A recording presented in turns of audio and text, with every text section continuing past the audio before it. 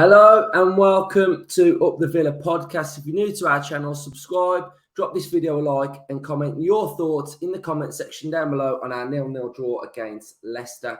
So the fan base, it's been a little bit negative, hasn't it? It's been a little bit flat, despondent. There's no energy with us. It's all been a bit meh. But signs yesterday, a little bit more pleasing. I had a nice away trip at the King Power. I had work in the morning, then I headed over to the King Power.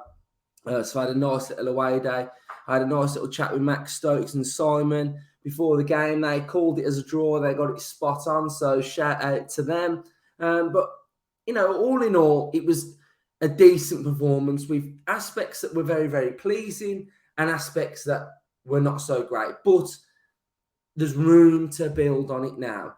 I know the fan base, the comment sections, when I'm talking to fans, it is a little bit negative, and it's, we've still got Burnley to play twice. What if we lose? We down the bottom.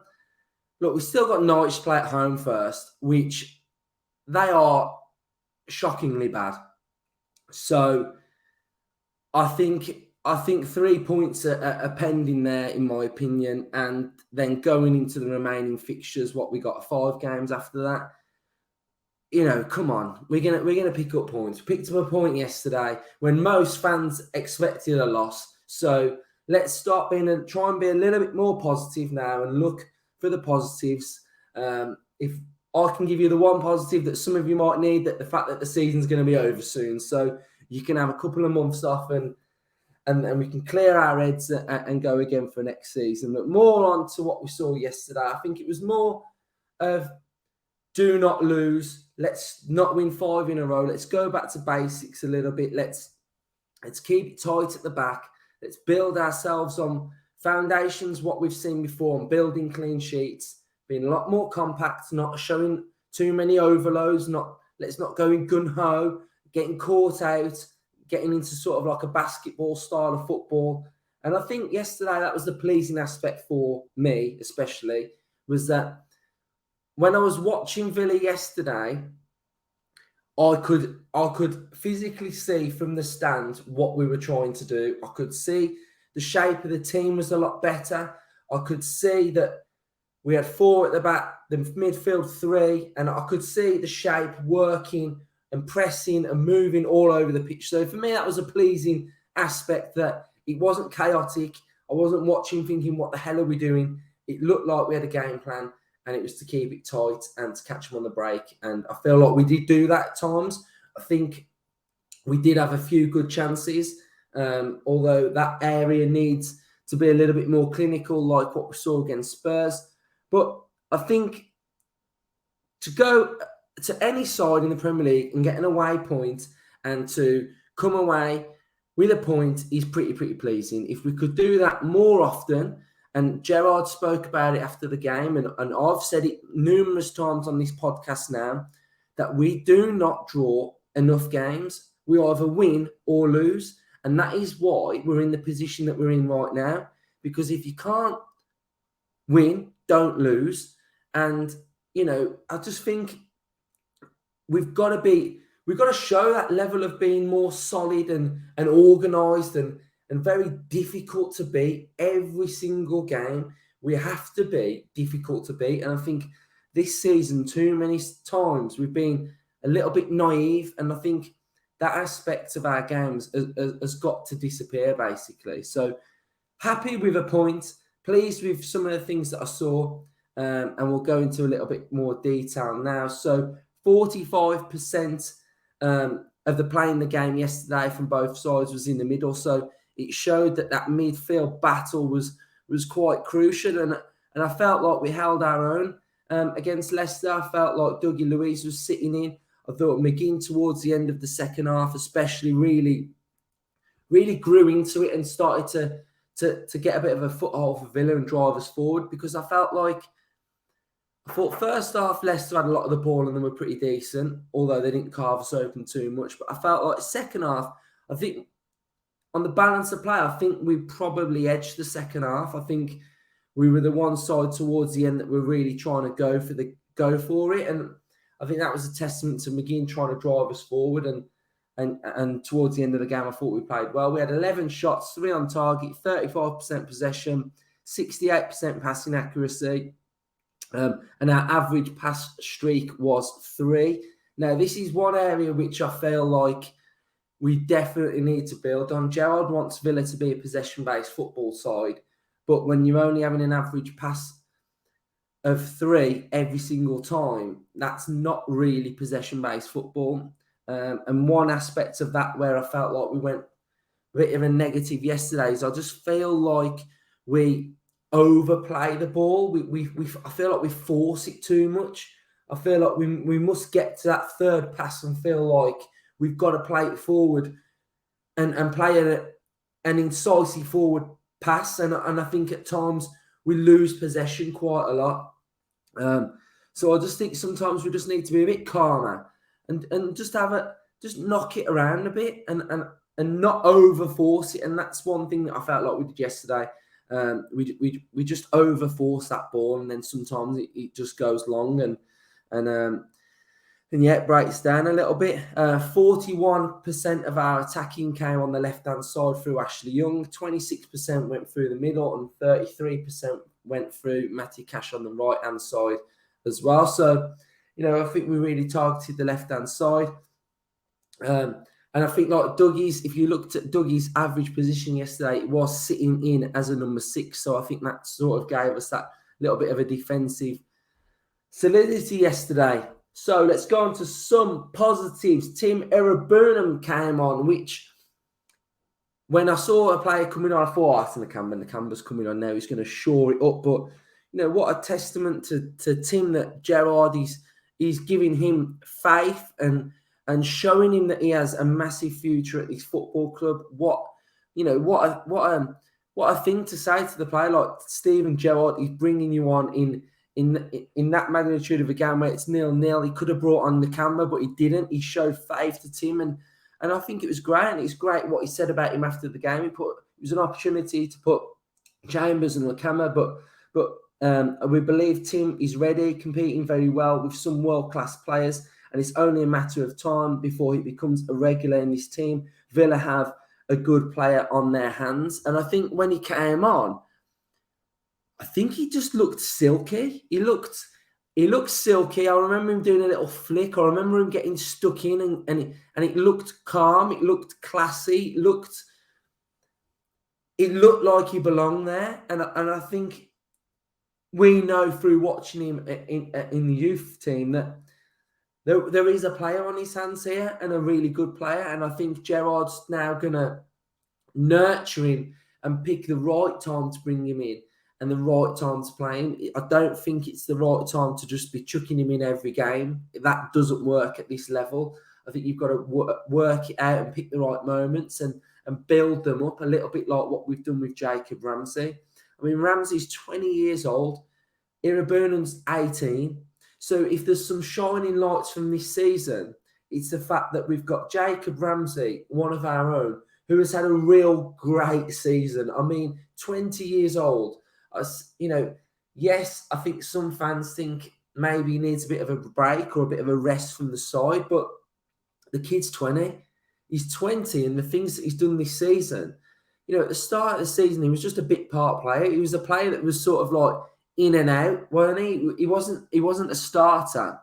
And the goals and the way he's come on this season, really, really good. I think Ramsey's had a fantastic season and a player that we can build on. 20 years old, it's great. So I think him and Tim have been real shining lights, and I think it's just bodes well for the future. I think every Villa fan now just wants to get to the end of the season where we can just go again. I mean, I'm not one of these that think it needs to be a massive, complete overhaul and spend a load of cash and just blow another load of money and do all of this. I just think it needs fine-tuning. And I think when fans say Gerrard needs his players, what I'm trying to say is I don't think it needs to be Gerrard needs his players, but he needs to buy 7, 8, 9 players.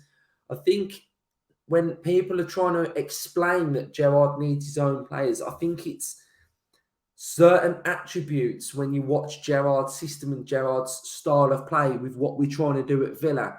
I don't think necessarily we have the certain players that can sort of like play the system, should we speak. I think we've got players that are very good, have got a lot of potential, that are decent players, but I think we lack a couple that are going to just take us forward further, quicker. And I think that's what we've seen when we brought in Lucas Digne, that if there's the right player available, then we will look to bring that player in. And I think that's what we're going to see in the summer, basically. The number 6 area is a definite one, but then we're going to be stacked in that area if we've got Nakamba, Tim, and a new guy. But I think what we're bringing in is I think we're going to be bringing in a couple of older players. I'm not talking older players. I'm talking 28-year-olds, 29-year-olds. You know, those types of players that are going to bring the right experience. And I think Gerrard's shown that, and I think Gerrard's shown that he can build a side. He built a side at Rangers. It took him a few years, and I think it's going to be a little bit similar with Villa. I think it's not going to be.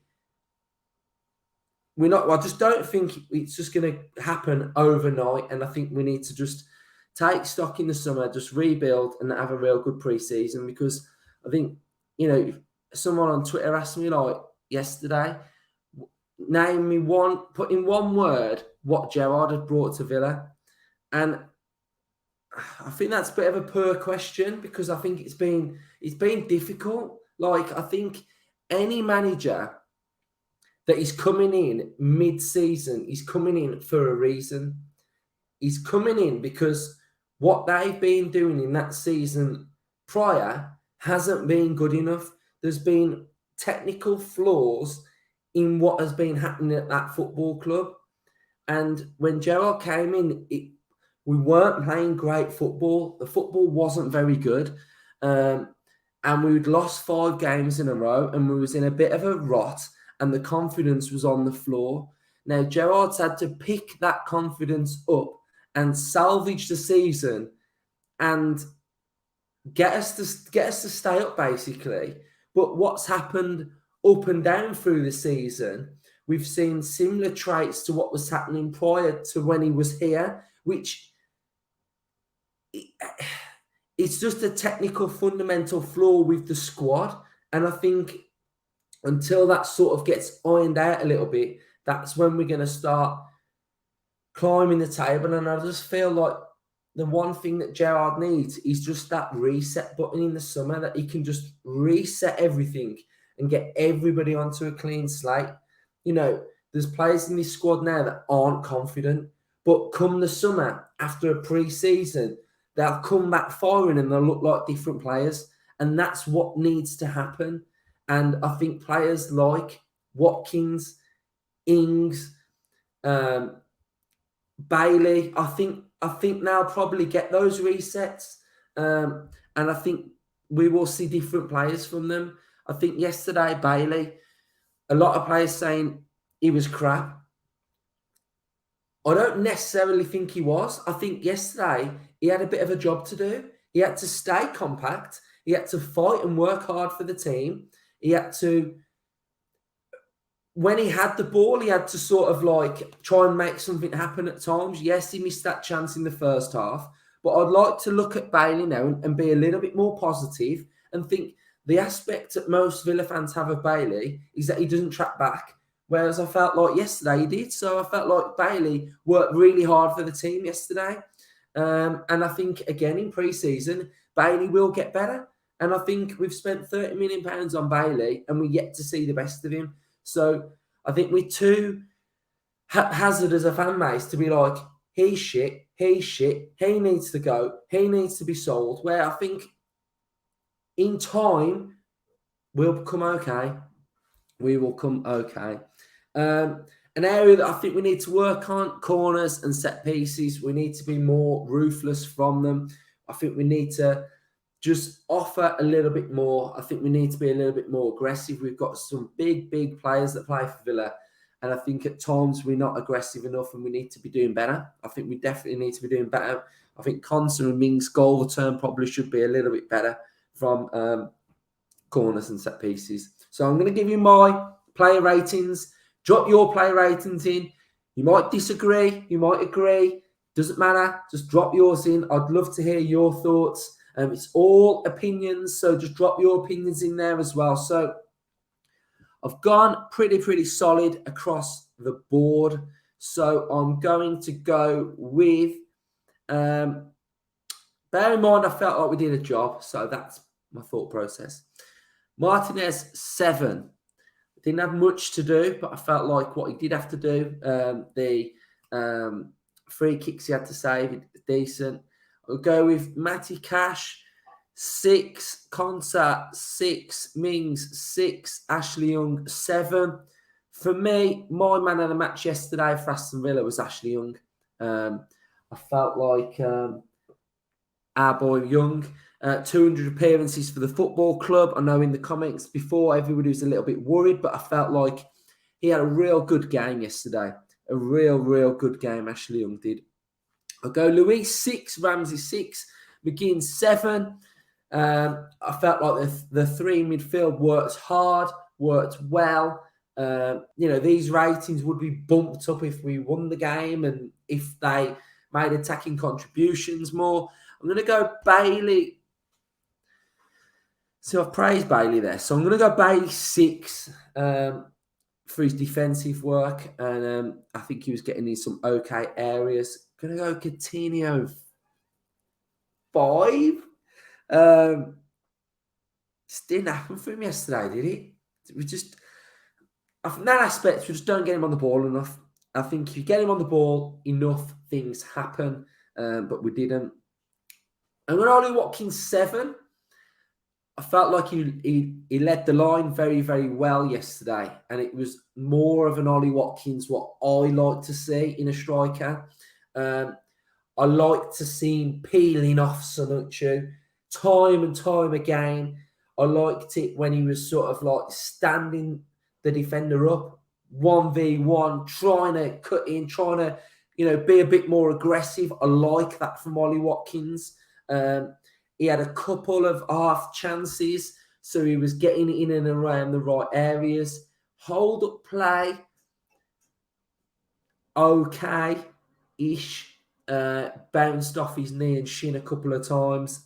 That area needs to get better for sure. So if I had to say one thing I want Watkins to work on in the summer, it's his hold-up play.